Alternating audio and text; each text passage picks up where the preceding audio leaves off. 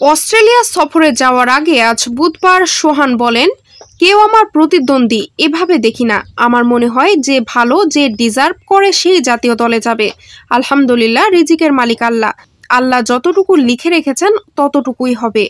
নতুন করে আবারও বাংলাদেশে আসছেন টনি হেমিং। বিসিবির প্রধান কিউরেটর হিসেবে কাজ করবেন তিনি। এই বিষয়টি নিশ্চিত করেছেন বিসিবির একজন পরিচালক। মোহাম্মদ আমির ও ইমাদ ওয়াসিমকে দলে নিয়েছে কাব্য মারানের নর্দান। আমির খেলবেন অস্ট্রেলিয়ার পেসার বেন ডেয়ারগুইসের পরিবর্তে, আর ইমাদকে নেওয়া হয়েছে নিউজিল্যান্ডের স্পিনার মিচেল স্যান্টনারের জায়গায়। জাতীয় ক্রিকেট লিগের টি-20 আসর মাঠে গড়াতে যাচ্ছে আগামী সেপ্টেম্বর মাসে। এই টুর্নামেন্টে অংশগ্রহণ করতে যাচ্ছেন দেশের ক্রিকেটের 3 বড় নাম। তামিম ইকবাল নিয়ে জটিলতা থাকলেও শেষ পর্যন্ত খেলতে দেখা যাবে তাকে। এছাড়াও মুশফিকুর রহিম, মাহমুদুল্লাহ রিয়াদকেও দেখা যাবে এই টুর্নামেন্টে। ব্রিটিশ সংবাদ মাধ্যম বিবিসি সম্প্রতি প্রকাশ করেছে বিশ্বের সেরা 7টি ফ্র্যাঞ্চাইজি লিগের তালিকা।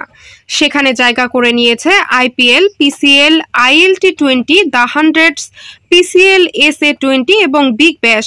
কিন্তু 2012 সালে যাত্রা শুরু করা বাংলাদেশ প্রিমিয়ার লিগ বিপিএল নেই সেই তালিকায়। কেবল অংশগ্রহণ নয়, ট্রফি জেতাই লক্ষ্য, এমনটা জানিয়ে নুরুল হোসেন সোহান বলেন, লার্নিং প্রসেসের এই জিনিসটা আমি খুব একটা বিশ্বাস করি না। অবশ্যই আমরা শিখতেই আছি, শিখব। তবে মূল লক্ষ্য হওয়া উচিত ফাইনাল খেলবো। টিম ম্যানেজমেন্ট ও খেলোয়াড় আমাদের সবারই লক্ষ্য ট্রফির দিকে। বিসিবির একটি সূত্রে জানা গিয়েছে, এসিসি বিসিবির কাছে 2 জন আম্পায়ার চেয়েছেন এশিয়া কাপের জন্য। বিসিবিও সেই হিসেবে 2 জনকে পাঠাতে পারে ম্যাচ পরিচালনার জন্য। এক্ষেত্রে 2টি নাম উঠে এসেছে, মাসুদুর রহমান মুকুল এবং গাজী সোহেল। খুব দ্রুতই জানা যাবে কারা থাকছেন দায়িত্বে।